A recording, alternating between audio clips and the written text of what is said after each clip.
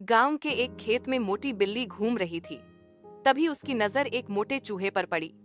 बिना समय गंवाए वह दबे पांव चूहे के पास गई और झपट्टा मारकर उसे दबोच लिया। खुशी खुशी वह उसे मुंह में दबाकर घर ले आई।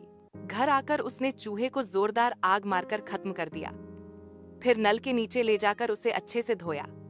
इसके बाद बिल्ली ने अपने छोटे से चूल्हे में आग जलाई और उसमें ग्रिल सेट किया।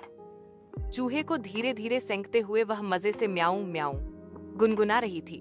जब चूहा सुनहरा और कुरकुरा हो गया तो बिल्ली ने उसे प्लेट में रखा और बड़े चाव से चबाकर खा गई।